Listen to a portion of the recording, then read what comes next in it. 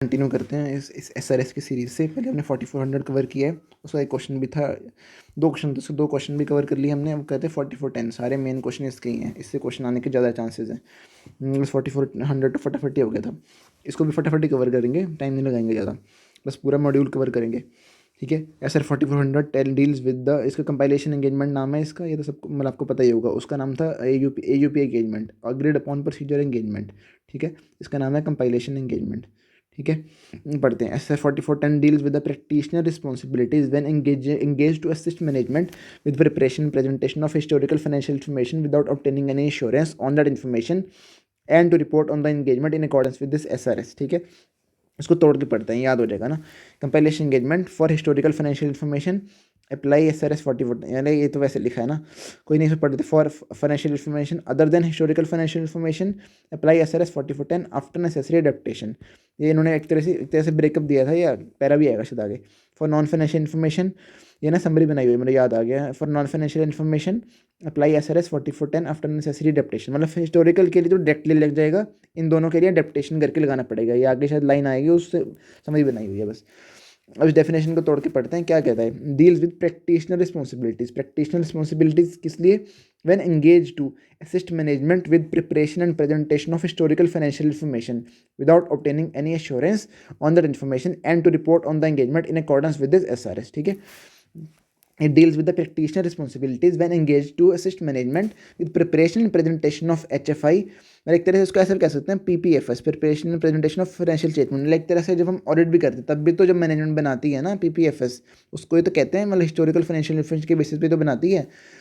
बस उसमें एश्योरेंस होती है, इसमें एश्योरेंस नहीं है। इसमें क्या है, एश्योरेंस नहीं है। Without obtaining any assurance on that information and to report on engagement in accordance with this SRS, क्या है उसकी responsibilities, when engage to without obtaining assurance on that information, ठीक है। मतलब एक तरह से असिस्ट करना, ये उसकी रिस्पॉन्सिबिलिटीज। दूसरा है उसको रिपोर्ट बनानी है। दो मेन रिस्पॉन्सिबिलिटी उसमें थी, पहले वाले में हमने 4400 ने पढ़ी थी, उसमें था कि स्पेसिफिक प्रोसीजर लगाता है, सॉरी हाँ, स्पेसिफिक प्रोसीजर लगाता है किसके ऊपर, स्पेसिफिक सब्जेक्ट मैटर के ऊपर, ठीक है।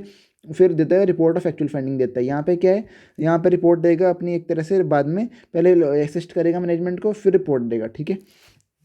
करते हैं आगे। It applies to compilation engagements for historical financial information, compilation engagements for financial information other than historical are and compilation for non financial can be performed after necessary adaptation. ये समझ आया ना, उसकी समरी बनाई थी मैंने, ये जो ऊपर लिखा है बस मैंने, उसकी समरी है बस। SQC1 is applicable to all engagement standards since SRS 4410 is also one of the engagement standards. SQC1 applies to firms in respect of firms compilation engagements too, ठीक है। अब बताया कंपाइलेशन क्या है।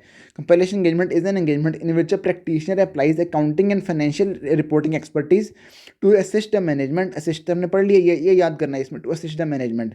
ऊपर क्या वर्ड था हमारा 4410 में था, एक तरह से वो स्पेसिफिक प्रोसीजर लगाता है, यहाँ पे असिस्ट करता है मैनेजमेंट को इन द PPFS, इसको मैं PPFS ही बोलूँगा, preparation presentation of financial information of an entity in accordance with AFRF, ठीक है, एंड इशूज रिपोर्ट PPFS, ठीक है। उसके बाद इन अकॉर्डेंस विद AFRF उस इन एंड इशूज रिपोर्ट, ठीक है।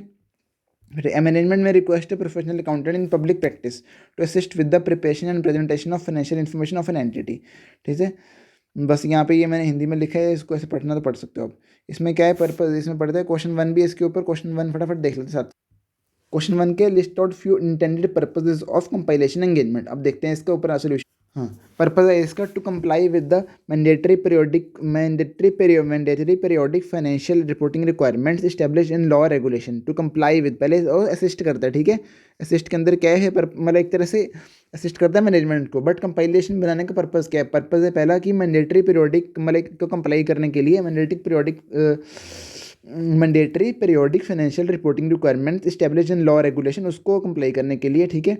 सेकंड है for purpose unrelated to mandatory financial, मतलब इसके उल्टा, मतलब ये नहीं है अगर, तो उसके अलावा क्या पर्पस है, under relevant law regulation. For example इसकी बताइए कि अनरिलेटेड है इसके, मतलब मैंडेटरी के अलावा भी बना सकते हैं, उसके क्या एग्जांपल दिए हैं। For management and TCWG prepared on a basis appropriate for the particular purposes such as preparation of financial information for internal use, ठीक है। फिर है for periodic financial reporting undertaken for external parties under a contract और other form of agreement such as financial information provided to funding body to support provision और continuation of a grant. मतलब कह सकते हैं ना, ग्रांट जिससे आपको grant मिली है, बोल सकती है कि अब इसके तरीके से फाइनेंशियल इन्फॉर्मेशन बनाओ मेरे लिए, तो एक तरह से उसमें फिर ऑडिटर असिस्ट करेगा, मतलब एक तरह से कंपाइलेशन तो करेगी मैनेजमेंट, ऑडिटर उसमें असिस्ट करेगा, ठीक है। For transactional purposes, for example, to support a transaction involving changes to the entity's ownership or financing structure, for example, merger and acquisition के बेसिस पे आपको बनानी पड़ सकती है, उसके कारण बनानी पड़ सकती है, ठीक है। ये इंटेंडेड पर्पज़ है, क्यों बनानी पड़ सकती है, क्यों बनानी है कंपाइलेशन, उसके पर्पज़ है ये।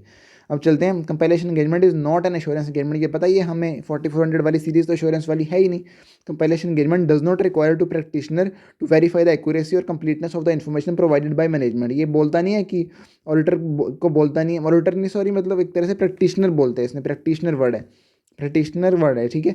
टू ये बोलता नहीं है कि आप एक्यूरेसी और कंप्लीटनेस चेक करो, ठीक है, न फॉर कंपाइलेशन और अदरवाइज टू गैदर एविडेंस, ये भी नहीं बोलता कि एविडेंस गैदर करो to express an audit opinion और a review conclusion on the preparation of financial information, ये कहता ही नहीं ये सब करने के लिए, ठीक है। ये मैंने इसकी समरी लिखी हुई है, ठीक है।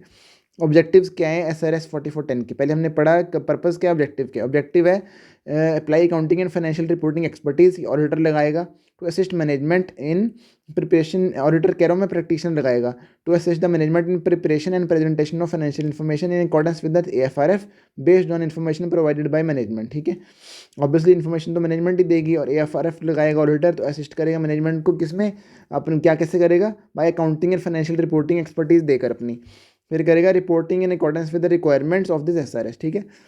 तो हमने देख ही लिया था कि असिस्ट करेगा और फिर रिपोर्ट करेगा, इसमें दो ही मेन स्टेप्स हैं। फिर स्कोप क्या है कंपाइलेशन का, scope of compilation engagement will very depending on the circumstances of the engagement, however in every case it will involve assisting the management, assisting the management तो होना ही होना है इसमें, इन the preparation and presentation of financial information in accordance with AFRF based on information provided by management, ये वही इन्होंने objective की line चेप दी, इतने गद्दे हैं ना। इन सम कंपाइलेशन एंगेजमेंट मैनेजमेंट में already prepared the financial information itself in a draft और प्रीलिमिनरी फॉर्म, यहाँ पे फायदा हो गया, प्रैक्टिशनर का टाइम बच जाएगा। Management retains responsibility for financial information and basis on which it is prepared and presented. That responsibility includes application by management of the judgment required for the preparation and presentation of financial information, including the selection and application of accounting policies, and where needed, developing reasonable accounting estimates. Management की responsibility क्या है, एक तरह से judgement लगानी preparation PPFs करते time, including the selection and application of accounting policies, फिर है accounting estimates, developing reasonable accounting estimates, judgements, accounting policy, accounting estimate, ठीक है। Different financial reporting frameworks can be use to prepare and present financial information ranging from a simple entity specific basis of accounting to established financial reporting standard, ठीक है। The financial reporting framework adopted by management to prepare and present the financial information will depend on the nature of the entity and the intended use of the information, ठीक है। क्या बोल रहा है ये, फिर से पढ़ते हैं, different financial reporting frameworks can be use to prepare and present financial, ठीक है, बिल्कुल ठीक है। और इंडेस और AS से भी अलग अलग समझ लो, फाइनेंशियल रिपोर्टिंग फ्रेमवर्क दो है ना, तो उस कह रहे हो सकता है ranging from a simple entity specific basis of accounting to establish financial reporting standard, ठीक है। The financial reporting framework adopted by management to prepare and present the financial information will depend on the nature of the entity and intended use of information. काट दो इस पर, कोई सी काम का नहीं। एथिकल रिक्वायरमेंट्स की बात कर रहे हैं, practitioner shall comply with relevant ethical requirements, फिर है in complying with the code of ethics threats to practitioners compliance with relevant ethical requirements are required to be identified and appropriately address, ठीक है। फिर आगे being in the nature of non assurance engagement, पता ही हमें non assurance है। Independence requirements do not apply to compilation engagements, मतलब independence is not compulsory, ये हमने ऊपर ही पढ़ा था 4400 में। हाउएवर लॉ रेगुलेशन में स्पेसिफाई रिक्वायरमेंट्स और disclosure rules pertaining to independence, law regulation बोल सकता है। हमने 4400 में पढ़ा था ना कि अगर इंडिपेंडेंस वैसे रिक्वायरमेंट नहीं, बट अगर इंडिपेंडेंस एक तरह से अगर नहीं है आपकी, तो आपको वो अलग से मेंशन करना है ROFF के अंदर, ठीक है।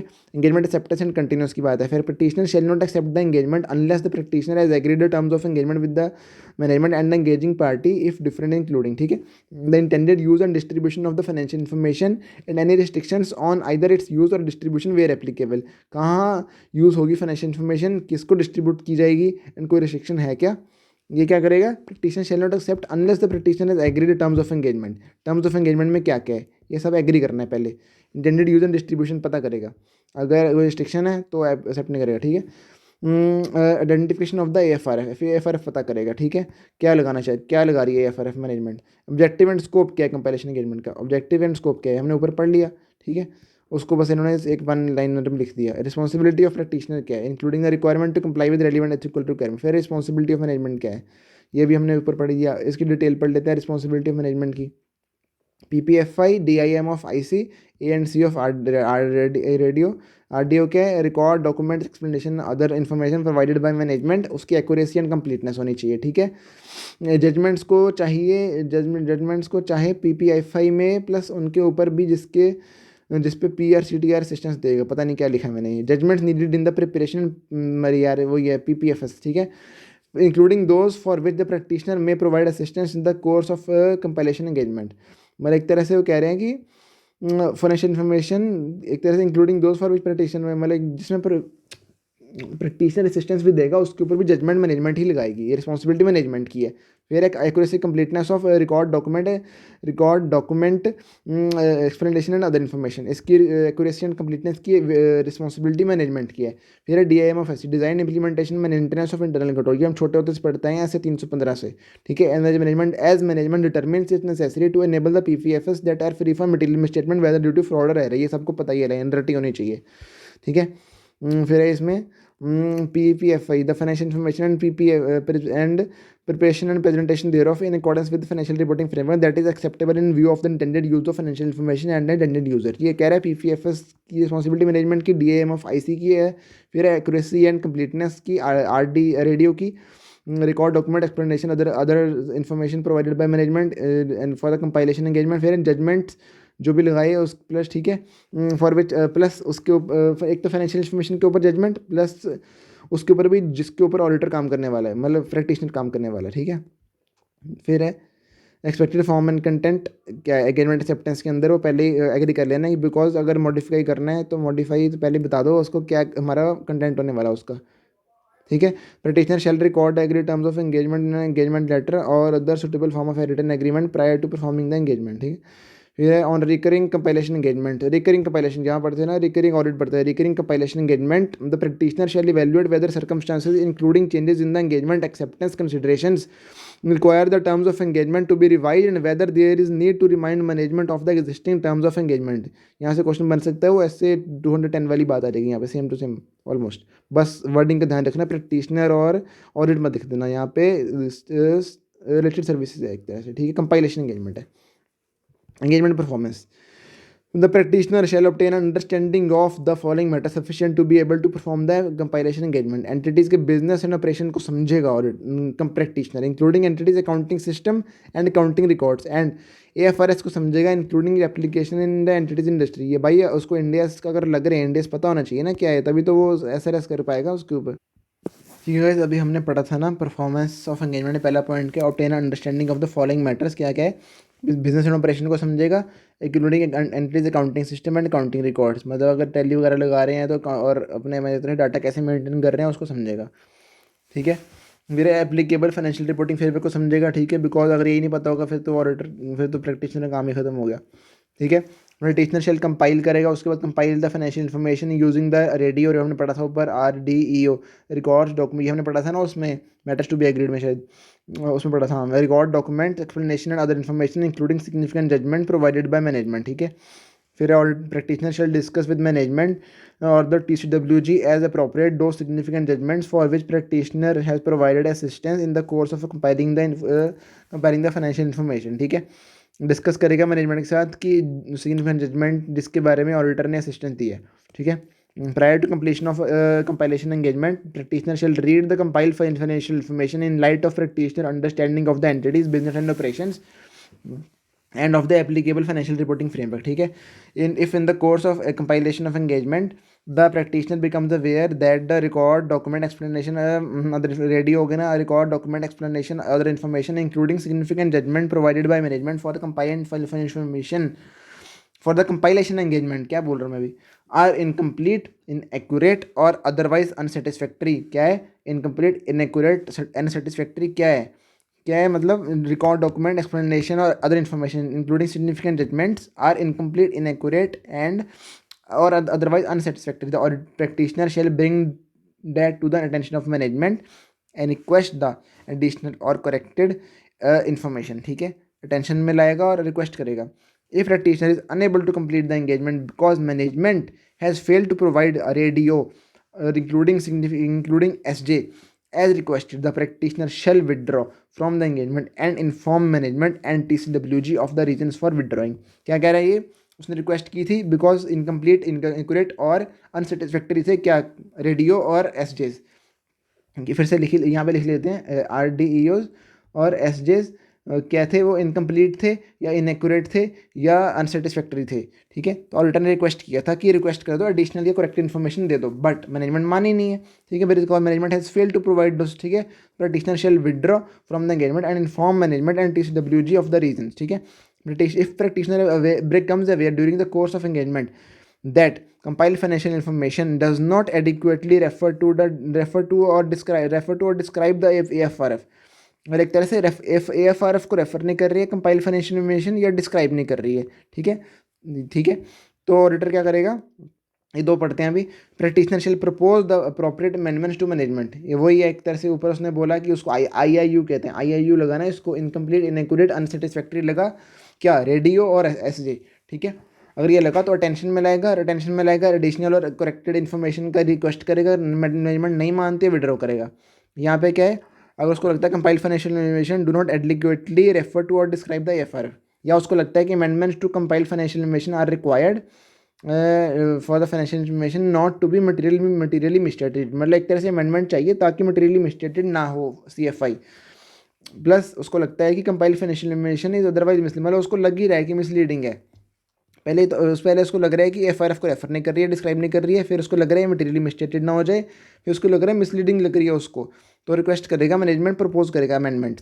इफ मैनेजमेंट डिक्लाइन, मैनेजमेंट कहती है निकल भाई तू नहीं मानी तेरी बात, does not permitted the practitioner to make the propose amendment to the compile financial information, ये इसलिए कह रहा है बिकॉज प्रैक्टिशनर ही तो असिस्ट कर रहा है ना मैनेजमेंट को, तो मैनेजमेंट को असिस्ट कर रहा है, तो मैनेजमेंट ने मना कर दिया कि भाई तू मत कर चेंजेस, कुछ मत कर, जैसे है वैसे ही रहने दे, प्रैक्टिशनर विड्रॉ, ऊपर भी विड्रॉ यहाँ भी विड्रॉ। ठीक है, from the engagement and inform management and TCWG reasons. ठीक है, if withdrawal from engagement is not possible, भाई विड्रॉल मना हो गया, कर ही नहीं सकते, कोई है प्रैक्टिकल पॉसिबिलिटी नहीं है, practitioner shall determine the professional and legal responsibilities applicable in the circumstances. ठीक है, ये देखेंगे कि मतलब उसको कोई केस वगैरह फाइल करना है क्या, कुछ करना चाहिए क्या उसको। Practitioner shall obtain an acknowledgement from management और TCWG as appropriate that they have undertaken responsibility for the final version of the CFI। ये इसलिए कह रहे हैं ताकि ऑडिटर के ऊपर बाद में ना डाल दे कि ऑडिटर ने भाई साइन कर दी, ऑडिटर ने मेरे साथ असिस्ट किया था। ऑडिटर नहीं रिस्पॉन्सिबिलिटी लेगा, मैनेजमेंट रिस्पॉन्सिबिलिटी लेगी, ऑडिटर ने सिर्फ असिस्टेंस दी है, बस कोई काम नहीं ऑडिटर का। और फिर communication with management TCWG, practitioner shall communicate with management और TCWG as appropriate on timely basis during the course of compilation engagement all matters concerning the compilation engagement that in the practitioners professional judgement are of sufficient importance to merit the tension of management और TCWG। मतलब उसको लग रहा है कि employees के साथ auditor, मतलब एक तरह से प्रैक्टिशनर एम्प्लॉयज़ के साथ काम किया है कंपाइलेशन का असिस्ट करने का, तो उसको लग रहा है कि कोई ऐसा मैटर उसको मिले हैं प्रोफेशनल जजमेंट के हिसाब से, और ऐसे उसको लग रहा है कि वो बड़ी बड़ी आइटम्स है वो ऐसे मजाक में मतलब ट्रांसफ़र करी जा रही है, मतलब उनकी एंट्रीज मजाक में डाली जा रही हैं, तो ऑडिटर एक तरह से टेंशन में लाएगा भाई कि भाई मैनेजमेंट ये देख लो तुम्हारे एम्प्लॉय ऐसे गड़बड़ कर रहे हैं, मतलब तुम्हारा डाटा सही नहीं हो सकता, गड़बड़ हो सकती है। ठीक है, फिर प्रैक्टिशनर रिपोर्ट बारी आ जाती है। कम्युनिकेशन हो गया, प्रैक्टिशनर रिपोर्ट, ये क्या है, importance the important purpose of the practitioner report is to clearly communicate the nature of the compilation engagement and the practitioner's role and responsibilities in the engagement. ठीक है, the practitioner report is not a vehicle to express an opinion और conclusion on the financial information in any form, ये line भी important है, not any vehicle to inform to express an opinion और conclusion on the financial information. ठीक है, the practitioner report issued for the compilation engagement shall be in writing. ठीक है, and shall include the following, ये तो है, ये title address ही तो आना ही आना है, अब इसमें वो भी आना, नीचे SPD तो आएगा, या SPD तो कहीं नहीं छूटेगा, SPD आना ही आना है किसी भी रिपोर्ट में, अब तो यूटिन भी आता है।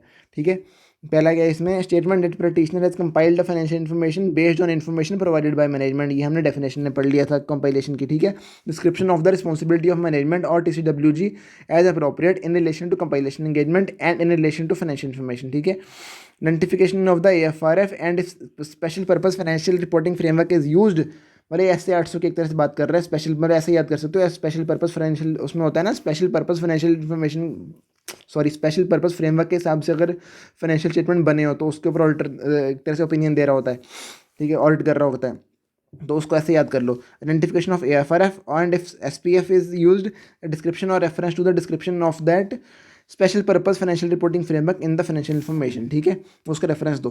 Identification of financial information including the title of each element of financial information if it comprises more than one element and the date of the financial information और the period to which it relate, ठीक है।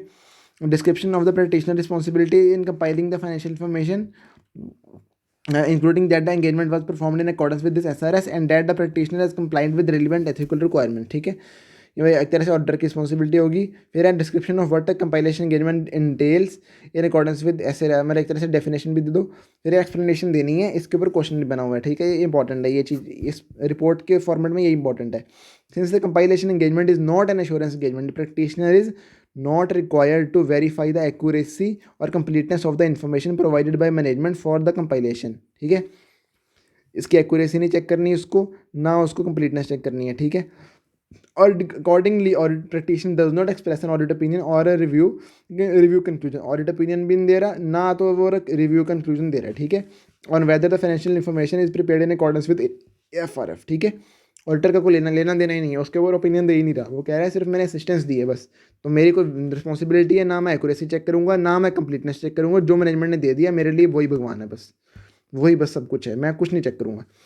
If the financial information is prepared using SPF, ऐसे 800 वाली बात, an explanatory paragraph, extra paragraph आ जाएगा कि describe the purpose for which the financial information is prepared and if necessary the intended user or contain a reference to a note in the financial information that discloses this information, ठीक है।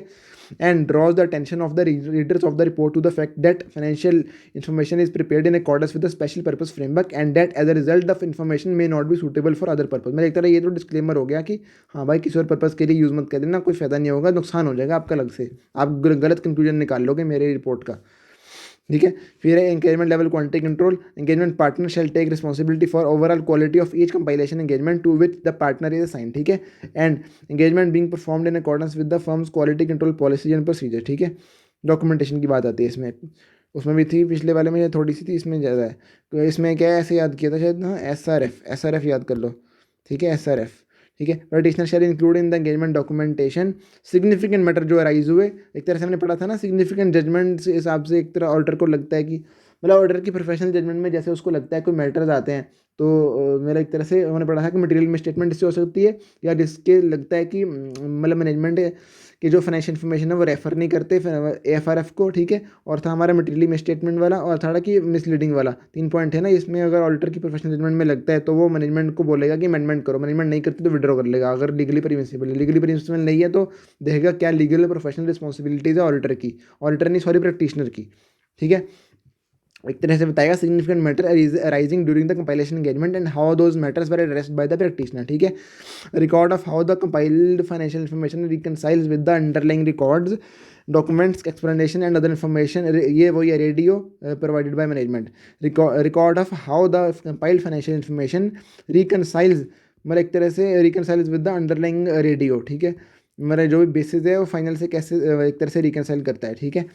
Copy of the final version of CFI for which the management और TCWG as appropriate has acknowledge the responsibility and practitioners report, ठीक है। 18 point हो गया SRF documentation में SRF significant matters are से report record sorry हाँ report reconciles record of how CFI reconcile with underlying radio record document explanation other information. ये तो याद होना चाहिए, इसमें रेडियो लिखना ही लिखना है, रेडियो तो देखो आ ही रहा है हर जगह, प्लस सिग्निफिकेंट जजमेंट भी आ रही थी ऊपर, याद होगा आपको।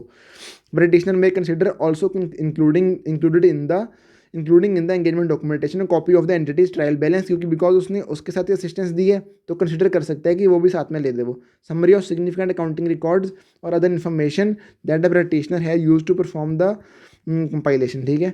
मेरा एक तरह से कह रहे हैं रेडियो ले लो साथ में प्लस ट्रायल बैलेंस, रेडियो में ही आ गया ट्रायल बैलेंस भी, तो रेडियो ले लो, record document explanation other information उसको भी साथ में ले लो, वही चीज़ होगी। अरे वाह, हमारा ये SRS भी खत्म हो गया। इसे क्वेश्चन देखते हैं। During the course of performing a compilation engagement in accordance with SRS 4410, it becomes known to you that client had suffered a theft loss of 100 lakhs of its inventories, ठीक है, over a period of time at a storage location visited infrequently, ठीक है.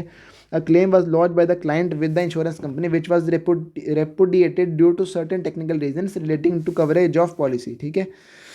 मतलब एक तरह से insurance company के साथ शायद जो क्लेम था वो रेपुडिएट हो गया, मतलब खत्म हो गया था शायद। The client has not preferred a complaint और an appeal against the said repudiation, मतलब इंश्योरेंस कंपनी ने क्लेम खत्म कर दिया था कि आपको नहीं देना कुछ, तो कंपनी ने कुछ किया ही नहीं रे, मतलब ये आ गया ना वो ऑडिटर की प्रोफेशनल जजमेंट में, उसको लग रहा है सिग्निफिकेंट मैटर आ गया, मतलब एक तरह से या तो मतलब एक मटेरियली मिसस्टेटेड हो सकते हैं ना फाइनेंशियल स्टेटमेंट, तो मेरे हिसाब से वो पॉइंट आना चाहिए आंसर में। देखेंगे भी क्या था, अमाउंट इज द क्लाइंट ने कोई प्रेफर नहीं किया कंप्लेंट, ठीक है, क्लाइंट आराम से ऐश कर रहे हैं, क्लाइंट को फर्क ही नहीं पड़ रहा है 1 करोड़ का ऐसे इन्वेंट्री लॉस हो गया है।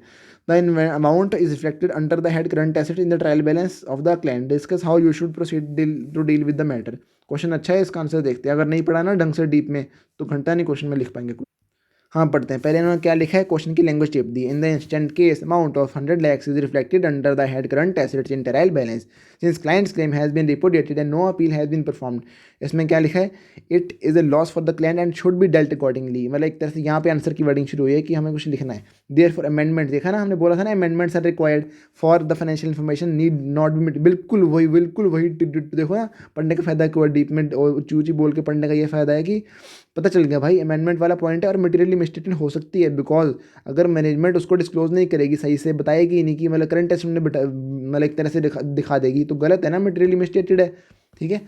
If the practitioner becomes aware during the course of engagement that amendments to compile financial information are required for the financial information not to be materially misstated or the compiled financial information is otherwise misleading, the practitioner shall propose the appropriate amendments to management, ठीक है। वही इन्होंने यहाँ पे इसको detail में लिख दिया, बिल्कुल अच्छा किया, ऐसे लिखना है, हमें भी ऐसे लिखना है। प्रैक्टिशनर बिकम अवेयर है, ये वही जो हमने ऊपर लैंग्वेज पढ़ी थी वही चेप दी इन्होंने, ठीक है।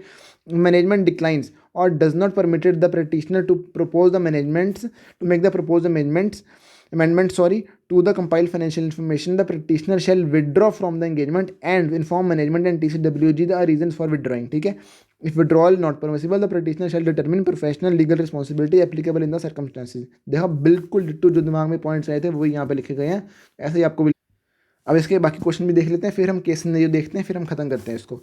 फिर है ये हमने देख लिया था, और ये भी कंपाइलेशन कहाँ, few intended purpose of compilation engagement, ये हमें क्वेश्चन ऊपर ही देख लिया था। 2 पर्पज है मेनली, एक तो अगर FRF वगैरह के साथ प्रिस्क्राइब्ड है, और अगर ऐसा कुछ नहीं प्रिस्क्राइब्ड तो आपको क्या है, मैनेजमेंट अगर चाहती है या कोई और थर्ड पार्टी चाहती है, ऐसे ग्रांट वगैरह के लिए चाहती है, तो हमने पढ़ लिए थे वो, ठीक है।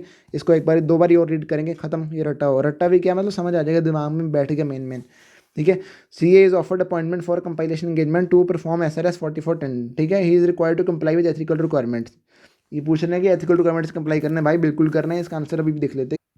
आंसर में उन्होंने बोल दिया है, रेफर पैरा 3.3.3 पैरा क्या है, practitioner shall comply with relevant ethical requirements in complying with code of ethics, threats to practitioner compliance with relevant ethical requirements are required to be identified and appropriately addressed. ये चीज़ बस देख लेनी है, ये language थोड़ी अच्छी है, या ये लिखनी है, threats to practitioner compliance with relevant ethical requirements are required to be identified and appropriately addressed, ठीक है। Being in the nature of non-assurance engagement, independence requirement do not apply to compilation engagement, because ये non assurance है तो इसमें कोई ऐसा नहीं है रिक्वायरमेंट नहीं इंडिपेंडेंस की। However, law or regulation में specify requirements और disclosure rules pertaining to independence, ठीक है। मतलब लैंग्वेज अच्छी है, आपको ऐसे लिखनी है, ठीक है। अब चलते हैं। हाँ जी, नेक्स्ट क्वेश्चन हमारा क्या कहता है, discuss main documentation requirement to be undertaken by practitioner while performing a compilation engagement, SRS, ये हमने पढ़ा था SRF, सिग्निफिकेंट जजमेंट्स। फिर है हमारा यार वो था ना हमारा रिकनसाइल कैसे करता है हमारा मतलब रेडियो के साथ, record explanation and other information के साथ कैसे हमारा जो हमारे CFI प्रिपेयर हुई है वो कैसे रिकनसाइल करती है, ठीक है। ये था SR हो गया, F से था हमारा, F से भूल गया, F से सिंपल था, वह सिंपल पॉइंट ही भूल जाते, देखो क्या बेवकूफ़ी वाली बात है। Copy of the final version of CFI for which management और TCWG as appropriate has acknowledge the responsibility and practitioners report साथ में जो होनी चाहिए, ठीक है। ये हो गया हमारे डॉक्यूमेंटेशन वाला पॉइंट भी हो गया हमारा। अब उसके बाद नेक्स्ट पॉइंट क्या है, लास्ट वाला क्वेश्चन क्या है, sorry, CAP appointed to compile the financial information of X limited, CAP appointed to compile the financial information X limited. CAP is confused whether he should apply the same procedure which are required to be applied to conduct the audit or there are some other procedures to discharge the duties under such an engagement. Define the characteristics of compilation engagement. What should be the approach of CA for performing the engagement. Performance वाली बात कर दी, थोड़ा इसमें ना ज़रा detail answer भी लिख सकते हो अगर एग्जैक्ट वर्डिंग नहीं पता, मतलब बीच में हमने पढ़ी थी ना, तो एक बार फिर से उसको रीड करते हैं और इसको कंक्लूड करते हैं। हाँ, इसमें हमने क्या पढ़ा था फिर से पढ़ लेते हैं एक बारी ना। performing the engagement. Practitioner shall obtain an understanding of the following matters sufficient to be able to perform the compilation engagement. Entities, business and operations, including the entities accounting system and accounting records, and the applicable financial reporting framework, including its application in the entities industry. ठीक है. The practitioner shall compile the financial information using the radio record document, explanation and other information including significant judgment. ठीक है. Practitioner shall discuss with management or TCWG those significant judgments for which practitioner has provided assistance in the course of compiling the financial information. ठीक है. Prior to completion, the practitioner shall read the compiled financial information in light of the practitioner understanding of the entity's business operation end of the AFRF. मतलब एक तरह से auditor check करेगा कि यार जो मुझे लग रहा था एंटिटी के बारे में जो AFRF में लिखा है तो रिपोर्ट मतलब सही लग रही है क्या, मतलब जो CFI बनाए हैं मैंने मैनेजमेंट के साथ असिस्ट करके, तो वो कुछ मतलब मिसमैच तो नहीं लग रहा इसके साथ, अंडरस्टैंडिंग के साथ मेरी जो मैंने एंटिटी को समझा था मतलब उससे अजीब तो नहीं बन गई बिल्कुल ही. ठीक है. If in the course of compilation engagement practitioner becomes aware that the radio including SJs are incomplete, inaccurate, unsatisfactory, the practitioner shall bring to the attention of the management and TCW and request the additional or corrected information. TCW नहीं यहाँ पे सिर्फ management है, and request the additional corrected information. If practitioner unable to complete the engagement because management has failed to provide radio including SJs as requested मतलब जो यहाँ पे उसने बोला था सही करने को. ठीक है. Practitioner shall withdraw from engagement and inform the management and TCWG of the reason. TCWG को यहाँ पे इन्फॉर्म करना है, यहाँ पे टेंशन में नहीं लाने की, जो यहाँ पे सिर्फ मैनेजमेंट की टेंशन में लाओ. If practitioner becomes aware during the course of engagement that disclose मतलब एक तरह से CFI does not adequately refer to और AFRF अमेंडमेंट्स जो एक तरह से हैं वो required for the financial information not to be misstated, मतलब एक तरह से मिसस्टेटेड ना हो इसके लिए अमेंडमेंट चाहिए. प्लस अगर कंपाइल्ड फाइनेंशियल इन्फॉर्मेशन मिसलीडिंग लग रही है उसको तो वो मैनेजमेंट का अमेंडमेंट के लिए बोल सकता है. तो मैनेजमेंट अगर कर देती है ठीक है, नहीं करती है तो विड्रॉ कर लेगा. ठीक है. तो अब लास्ट पढ़ते हैं हम केस सिनेरियो, फिर हम करते हैं इसको ख़त्म, चलते हैं हम सोने. Integrated case scenario. पहले से क्वेश्चन पढ़ लेते हैं. क्वेश्चन क्या पूछे हैं. Keeping in view, in respect of the error in some of the opening balances notice as described in case, which is the following correct statement. छोड़ो मैं शॉर्ट में पढ़ दिया क्वेश्चन, कोई बात नहीं. As regard a suggestion of one of the team members regarding the verification of the revenue of the company which of the following statement is most appropriate. Verification वाला तो हमने पढ़ा था, वेरिफिकेशन का काम है ही नहीं. क्या काम नहीं है. Suggestion of team member is not as such verification is part, नहीं वेरिफिकेशन नहीं है. Is not verification completeness is not required. ये होना चाहिए इसका आंसर मेरे हिसाब से, तो क्योंकि ये हमने पढ़ा था ना वेरिफिकेशन चाहिए नहीं होता. ये कहाँ पढ़ा था हमने रिपोर्ट वाले पॉइंट में पढ़ा था, एक्सप्लेनेशन वाले पॉइंट में. लास्ट अगला क्वेश्चन क्या. इन view of the above, in view of the team member suggestion relating to adherence to appropriate standard of SQC, which is correct. ठीक है. SQC is applicable in this engagement both asset to entity, नहीं सिर्फ SQC applicable है, ये answer होना चाहिए मेरे हिसाब से तो.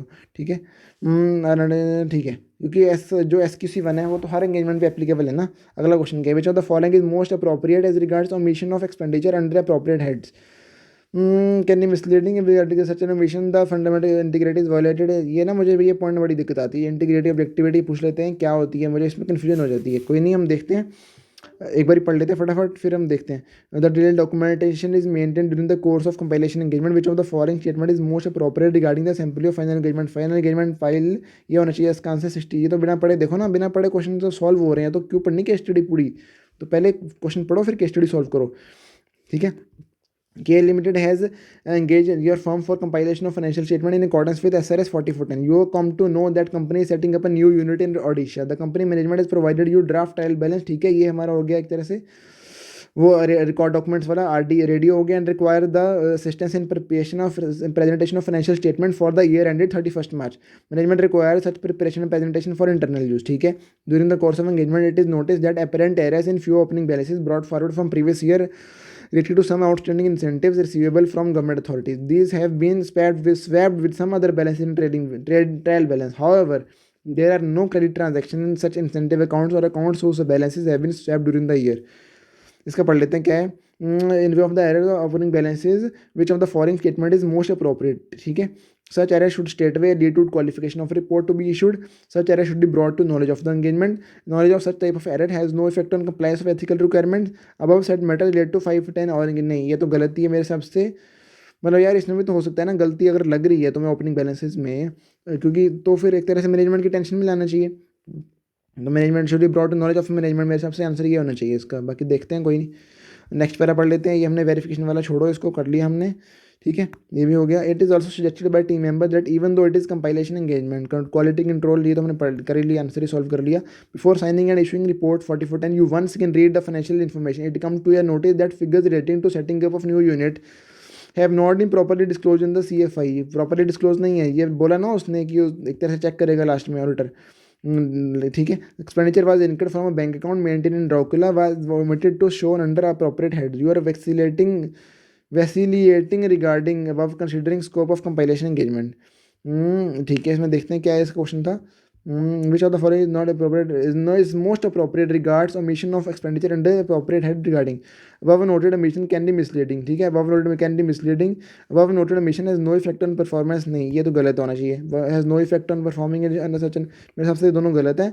can be misleading by disregarding such omission the fundamental objectivity is and cannot be performed, पता नहीं है इन दोनों में से होना चाहिए यार, मुझे कन्फ्यूजन हो जाती है इन दोनों में ना, मुझे पढ़ने पड़ेंगे। आप भी पढ़ो इनको थोड़ा ये ना, क्योंकि इसमें क्वेश्चन आ जाते हैं अच्छे वाले, MCQ बड़े तगड़े बनते हैं इस पर, तो इसको ध्यान से पढ़ो। इंटीग्रिटी, ऑब्जेक्टिविटी, ये अच्छे पॉइंट्स है, इसको देखते हैं, मुझे दोनों में से कोई लग रहा है, बाकी देखते हैं अभी आंसर। ये हमारे सारे हो गए ना MCQ, अब इसको चेक कर लेते हैं एक बारी फटाफट। हाँ जी, तो मैंने आंसर नोट कर लिए हैं, अभी चेक कर लेते हैं। पहला हमारा सही हो गया, ठीक है, ये हमारा सच है, should be brought to knowledge of management. ठीक है, वही है ना, क्योंकि हमने पढ़ा था कि अगर कोई भी गलती मिलती है तो नॉलेज ऑफ मैनेजमेंट में लाएगा, ये तो उन्होंने कन्फ्यूजन के लिए लिख दिया 510 वाला पॉइंट, ये तो होना नहीं चाहिए, बिकॉज अगर असिस्ट कर रहा है मैनेजमेंट को तो चेक तो थोड़ा बहुत करिए है ना, मतलब साथ साथ में देख तो रहा है कहाँ गलती है, तो गलती को नोटिस में तो लाएगा ही ना। ठीक है, फिर सेकंड पॉइंट है सी, हमने देख लिया, ये वेरीफाई तो करना ही नहीं है। ठीक है, फिर SQC1 सब पे एप्लीकेबल है, देख लिया था हमने। इसका आंसर ए हो गया, above noted mission can be misleading by disregarding such an mission the fundamental principle of integrity is violated and engagement can not be performed in accordance with ethical requirement. ठीक है, integrity वाला ये point ना हम ethics वाले question bank की video में cover करेंगे, तो आप वहाँ वो भी वीडियो देखना, उसमें कवर करूँगा ये पॉइंट में। इंटेग्रिटी, ऑब्जेक्टिविटी उसमें होते हैं ना ये एथिकल प्रिंसिपल हमारे, तो वो वहाँ पे कवर करूँगा। यहाँ पे इन्होंने आंसर सी दिया है, ये मुझे समझ नहीं आया, इसका देखते हैं रीजनिंग क्या है। मतलब documentation, the detail documentation is maintain during the course of compilation, which of the following statement is most appropriate regarding the assembly final engagement file. वैसे एक बात है कि हमने इस ऐसे में पढ़ा तो है नहीं कि 60 डेज़ की कोई रिक्वायरमेंट है, तो इन्होंने आंसर दिया है सी, should be assembled on timely basis after the engagement report has been finalized in accordance with the time limit set by the firm। एक बार देखता हूँ ऊपर कहाँ लिखा, मुझे इसका पॉइंट मिला नहीं अभी, बाकी तो रीजनिंग इसकी समझ आ गई है कि रीज़न इसका क्या है, ये वाला आंसर नहीं देने का, ये वाला, बिकॉज इसमें कोई स्पेसिफिकली ऐसे लिखा नहीं है कि कितने डेज़ में, तो इसका आंसर लॉजिकली यही मोस्ट अप्रोप्रिएट आंसर यही बनता है इसका। ठीक है गाइस, ये था इस वीडियो के लिए, और मेरा गला भी थक चुका है, हमारे सब कुछ क्वेश्चन भी कवर हो गए इसमें, जो एक केस स्टडी ये भी कवर हो गई है। तो अगर आपको और कंटेंट चाहिए तो सब्सक्राइब करो, लाइक ठोको और शेयर करो। Thank you guys, bye bye, all the best.